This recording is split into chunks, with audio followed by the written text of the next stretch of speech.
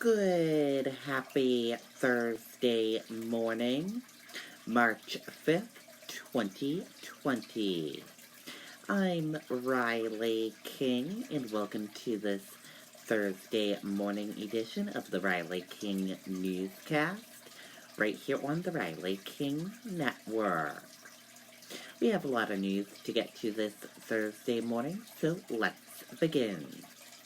First up, Granite State communities set up emergency operations centers to address COVID-19.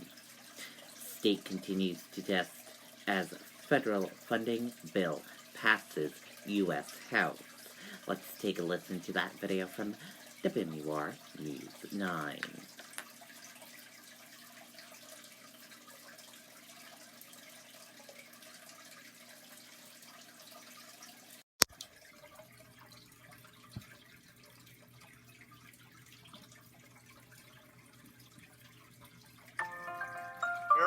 Becomes like your family.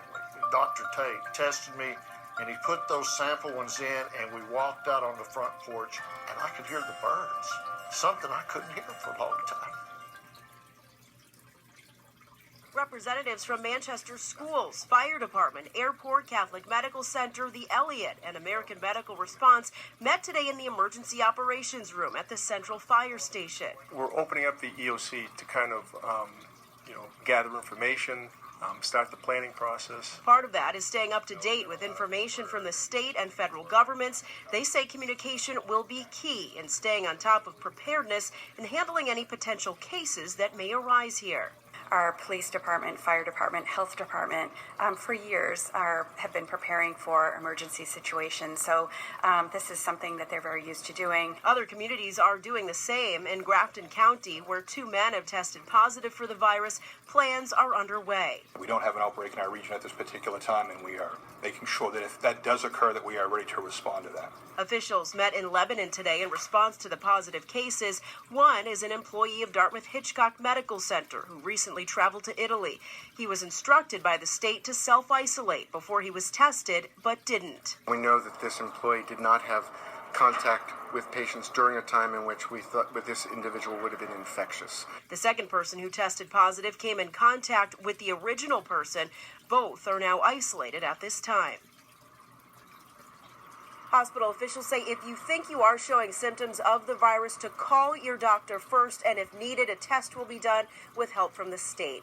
Live in Manchester, I'm Charisse LeClaire, WMUR News 9. So now several Granite State school districts are calling for students and staff to self-quarantine for 2 weeks if they have visited high-risk areas.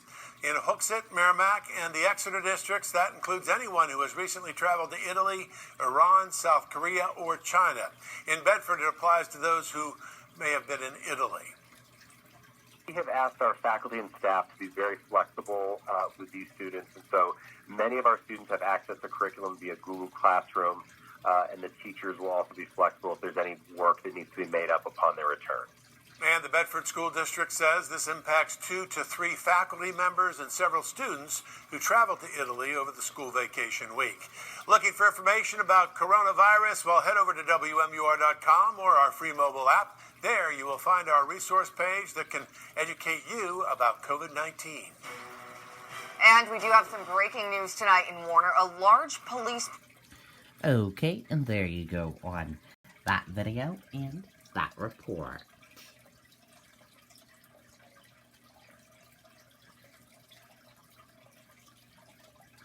Man found dead in Warner home after police responded to shots fired call. State police say gunshot was self-inflicted. Let's take a listen to that video from WMUR News 9.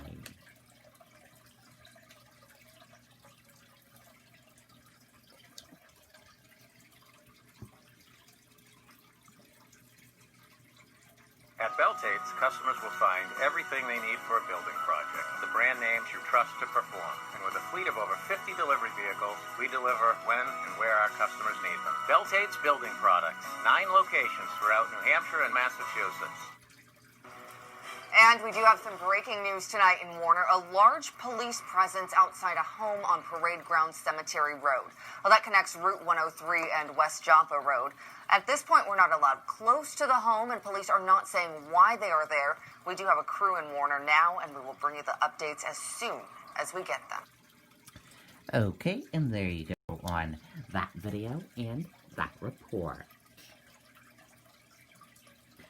New Hampshire companies get creative to try to attract workers. Low unemployment, aging population make workers harder to find.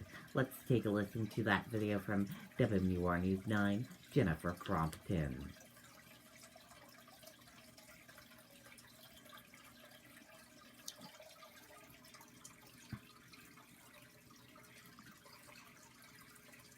At Beltate's, customers will find everything they need for a building project. The brand names you trust to perform. And with a fleet of over 50 delivery vehicles, we deliver when and where our customers need them. Beltate's Building Products. 9 locations throughout New Hampshire and Massachusetts.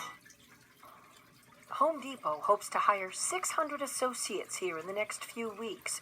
With unemployment at 2.6%, a full percentage point behind the national average, it remains an uphill battle.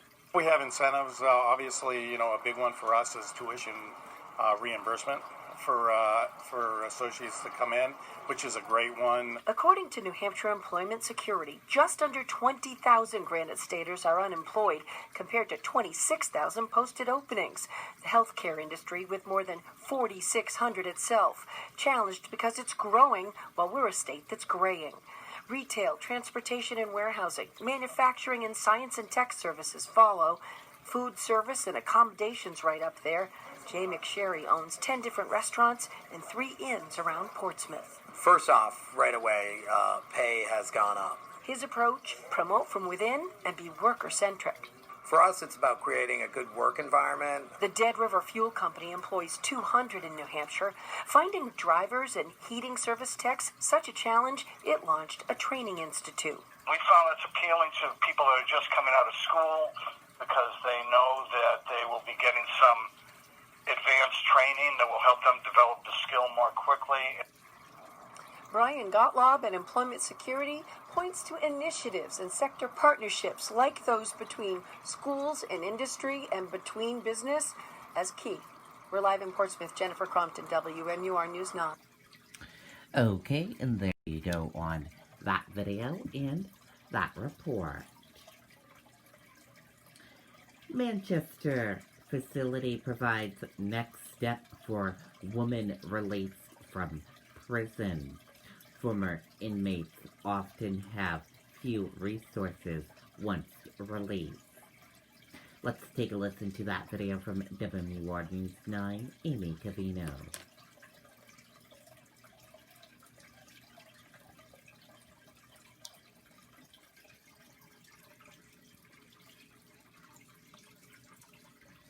At Beltate's, customers will find everything they need for a building project. The brand names you trust to perform. And with a fleet of over 50 delivery vehicles, we deliver when and where our customers need them. Beltate's Building Products. 9 locations throughout New Hampshire and Massachusetts. Smoothie time in the kitchen. A mundane domestic moment is anything but for the women of Dismiss Home. I am a felon. It was a DWI one time. She did 2 years in state prison, now at 68 is trying to rebuild her life. Finding a place to live is often the biggest hurdle. Sarah saved my life. Seriously. This is Sarah Lutat, the executive director of Dismiss Home in Manchester, one of the slim resources for women transitioning out of the correction system. We require that if you're going to choose this program, you're going to do the work. And the work is the hardest thing that they've ever done. Intensive therapy, dredging up painful memories, working on sobriety, being accountable. Dismiss Home isn't a crash pad for unemployed ex-cons. It's a launch pad for women who want to find independence and success, who never want to go back here. I made one mistake, and I'm paying for it for the rest of my life now. I should be able to get into some kind of facility that is going to help me, but you can't because of that stigma. LUTAT is pushing state legislators to fund more programs like Dismiss Home for Women, and is critical of the uptick of so-called sober houses in the city of Manchester. Amy Cavino, WMUR News 9. Okay, and there you go on that video and that report. Man accused of threatening driver with large knife in road rage incident. Alleged victim says man threw wrench at car, police say. Let's take a listen to that video from WMUR News 9, Andy Hirschberger.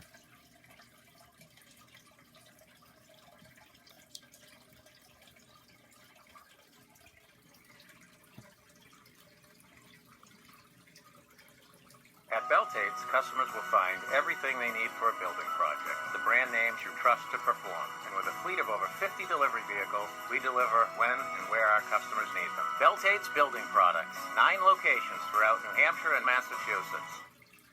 Londonderry police have charged 30-year-old Daniel Gregory Reed of Merrimack with criminal threatening and disorderly conduct after what they describe as a road rage incident on Tuesday afternoon. Police say it started on the Everett Turnpike when Reed got into an altercation with a man and woman in another vehicle. Police say that both vehicles got off of the Everett and started driving here on Ray Wazorek Drive. They went through that traffic light, and then both of them pulled over on the side of the road before the next traffic circle. They allege that Mr. Reed, the defendant in this case, also pulled over, immediately exited his vehicle with a large knife, and approached their vehicle. They said that they were in fear for their lives as they didn't know what was going on. And they also allege that Mr. Reed had thrown a wrench at their vehicle on the Everett, either in Bedford or in Merrimack. Authorities say the woman in the car called 911 while the man behind the wheel took out his cell phone. The victim in this case also was able to record part of the incident on his cell phone. And after a short interchange through the vehicle, they were both inside their vehicle as he approached it. Mr. Reed went back to his vehicle, secured the knife in his car. Police say when they arrived, they were able to recover the knife that was in its sheath, review the cell phone video, and take Reed into custody. Reed was released on bail and is scheduled for court later this month. In Londonderry, Andy Hirschberger, WMUR News 9. Okay, and there you go on that video and that report.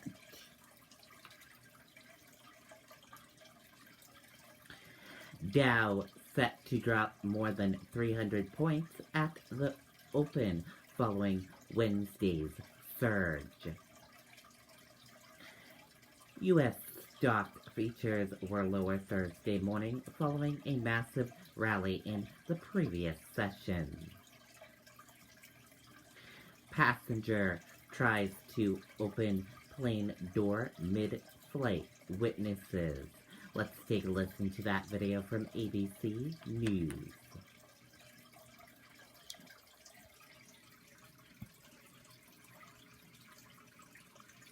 Next tonight, that unruly passenger forcing a plane to be diverted during a flight from Chicago to Dallas-Fort Worth. Witnesses say he tried to open an emergency door.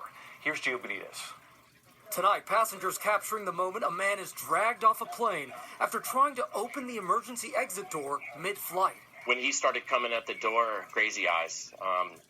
He just had these big black gazing eyes. There was really no emotion. The American Airlines flight took off from Chicago Tuesday, heading to Dallas, but less than 45 minutes into the flight, witnesses say a man got up and desperately tried to open a door. He had all the door levers being flipped up. He was just going at it, attacking it. Passengers jumping into action, tackling the man.